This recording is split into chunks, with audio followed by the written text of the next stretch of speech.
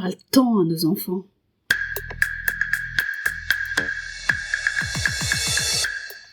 Bienvenue dans Daronnettes de comptoir, le podcast participatif des darons et daronnes. Je suis Mouna Mkinsi et je me pose plein de questions de parents. Car en matière de parentalité, il n'y a pas de doxa, il n'y a que des paradoxes.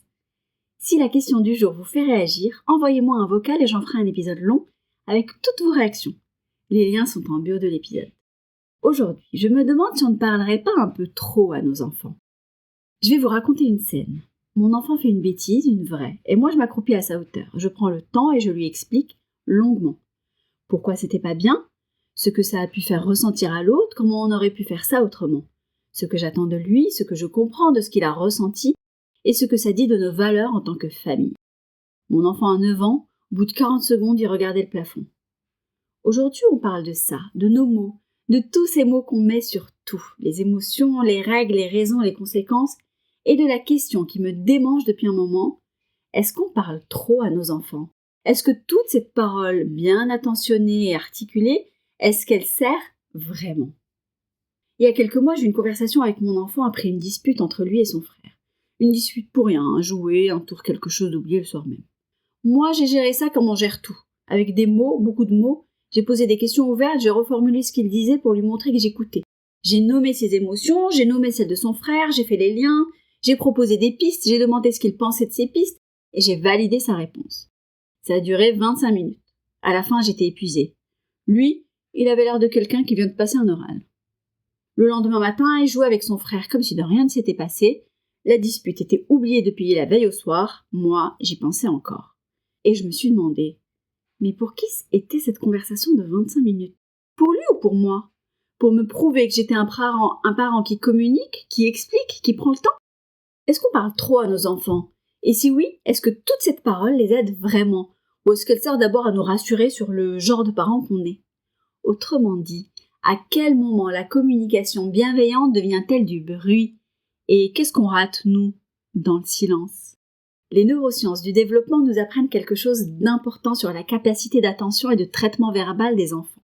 Le cortex préfrontal, la zone du cerveau qui gère le raisonnement complexe, la nuance, la compréhension des effets et des causes, est en construction jusqu'à la mi-vingtaine. Chez un enfant de 8 ou 9 ans, il est loin d'être mature. Ce qui veut dire que quand on s'accroupit et qu'on explique longuement, avec toute notre subtilité d'adulte, pourquoi telle action avait telle conséquence sur tel sentiment, une bonne partie de ce discours passe au-dessus. Pas parce que l'enfant est inattentif, mais parce que son cerveau n'est pas encore câblé pour recevoir tout ça. Il retient le principe global, il retient quelques mots, une intonation, et si on avait l'air en colère ou calme, et puis il passe à autre chose. Ce n'est pas un échec, c'est de la biologie. Mais ça interroge quand même la pertinence de nos grandes explications parentales. Moins de mots, plus de présence, ça résonne différemment et souvent mieux. On vit dans une époque qui a élevé la communication au rang de vertu parentale suprême. Expliquer, dialoguer, mettre des mots sur les émotions, ne jamais juste dire non, toujours dire pourquoi. Cette révolution-là, elle a eu des effets réels et positifs. Les enfants d'aujourd'hui ont un vocabulaire émotionnel que beaucoup d'adultes n'ont pas eu. Ils savent nommer ce qu'ils ressentent et ils ont appris qu'il est acceptable d'en parler. Mais elle a aussi produit quelque chose d'inattendu, une inflation des mots, une génération de parents qui ne peuvent pas laisser un moment exister sans le commenter, sans le mettre en récit, sans en extraire une leçon, une question ou même une réflexion. On explique le coucher de soleil, on commente le jeu, on débriefe le repas, on interroge le silence. T'as l'air dans ta tête, t'en penses quoi? Parfois, ils pensent à rien, ils regardent juste passer les nuages, et notre question l'en arrache. Dans beaucoup de cultures, la transmission ne passe pas par les mots. Elle passe par la présence, par le faire ensemble, par le silence partagé.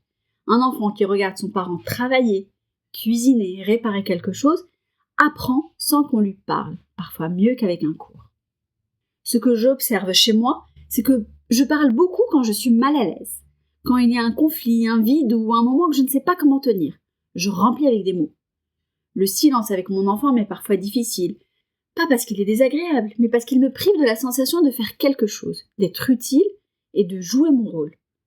Parler, c'est être actif. Se taire, être là, c'est un peu passif en apparence, et j'ai du mal avec l'apparence du passif. Pourtant, les moments que mon enfant me cite parfois, tu te souviens quand on avait fait ça? Ce sont rarement des moments où j'ai le mieux expliqué quelque chose. Ce sont des moments où on était simplement ensemble, dans une voiture, à faire des crêpes, à regarder un film sans commenter. Des moments où je n'ai rien dit d'important, ou même rien dit du tout. Voilà le paradoxe qui me coince. On a appris, et c'est vrai, que nommer les émotions aide les enfants à les réguler. Qu'un parent qui dit « je vois que tu es en colère » fait quelque chose d'utile, que la parole structure. Mais on a peut-être confondu nommer et commenter, accompagner et analyser. Nommer une émotion, 2 mots, 3 mots, une présence, t'es triste, je suis là, c'est puissant, c'est suffisant et souvent c'est tout ce dont l'enfant a besoin. Ce qu'on fait parfois à la place, je vois que tu es triste, je comprends, parce qu'on perd quelque chose qui compte sur nous, ça fait un vide et ce vide c'est normal de le ressentir et ça s'appelle la tristesse. Et la tristesse elle dit quelque chose d'important sur ce qu'on aime, etc., etc. Et l'enfant qui était triste et qui avait besoin qu'on soit là, se retrouve à suivre un cours sur la tristesse. La parole, là, ne consolait plus, elle l'expliquait. Et l'explication, parfois, c'est une façon de ne pas rester dans l'inconfort du moment. Notre inconfort, pas le sien. Mais c'est une nuance qui compte, tous les enfants ne sont pas pareils, et tous les moments non plus. Il y a des enfants qui ont besoin de comprendre pour se sentir en sécurité, qui ont besoin qu'on leur explique ce qui va se passer et pourquoi les règles existent, ce que l'adulte attend. Pour eux, les mots sont rassurants, ils ancrent et donnent prise. Il y a des situations, comme des séparations, des deuils, où la parole est irremplaçable, où ne pas mettre de mots serait une erreur, où l'enfant a besoin qu'on nomme ce qui se passe, même maladroitement. Et puis soyons justes, certains parents de générations précédentes ne parlaient pas assez, beaucoup trop. Les enfants ont grandi sans que jamais un adulte leur demande comment ils allaient, sans que leurs émotions ne soient jamais reconnues et sans espace pour dire ce qu'ils ressentaient. Les effets de ce silence-là, on les voit encore aujourd'hui. Des adultes qui ne savent pas nommer ce qu'ils ressentent, qui n'ont pas les mots pour leur état intérieur, et qui ont appris que les émotions ne se disent pas. Alors l'enjeu n'est pas de parler moins, c'est de parler mieux, de savoir quand les mots servent et quand ils encombrent. Je pense à des scènes très précises. Mon enfant rentre de l'école, visiblement ça ne va pas. Je peux soit lui demander ce qui s'est passé, lancer la conversation, chercher à comprendre, soit juste être là. Préparer le goûter en silence, laisser l'espace et attendre que ça vienne ou que ça ne vienne pas. La deuxième option me coûte plus parce qu'elle ressemble à ne rien faire. Mais souvent c'est elle qui fonctionne. Parce que l'enfant arrive et dit quelque chose au bout de 10 minutes sans qu'on lui ait rien demandé, parce qu'il avait besoin de se poser d'abord. Je pense aussi au trajet en voiture. Ces moments suspendus où on est côte à côte sans se regarder, et où parfois il se passe des conversations que je n'aurais jamais provoquées en face à face. Des questions inattendues, des confidences, ou même des silences confortables. La voiture, c'est peut-être le meilleur espace de parole qu'on ait avec nos enfants. Précisément parce qu'on n'est pas face à face, parce qu'il n'y a pas de pression et parce qu'on peut laisser les mots venir ou ne pas venir.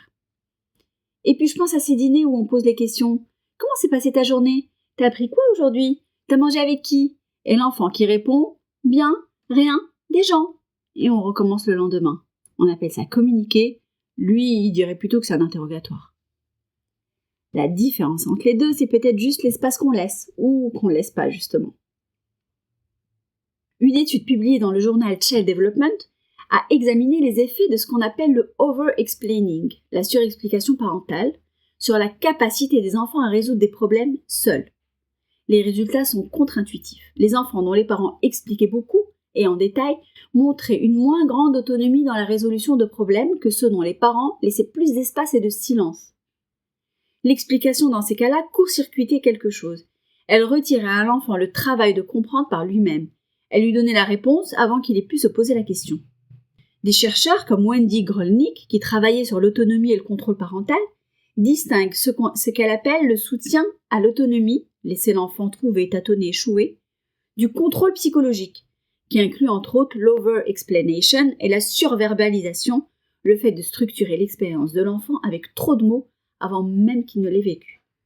Les deux peuvent être bien intentionnés, les effets sur le développement de l'enfant ne sont pas les mêmes. Moi, voilà où j'en suis. Je parle trop, c'est un fait que je commence à accepter. Pas parce que je suis bavarde par nature, enfin si un peu, mais parce que les mots me donnent le sentiment de faire quelque chose, et que dans la parentalité, le sentiment de ne rien faire est difficile à tolérer.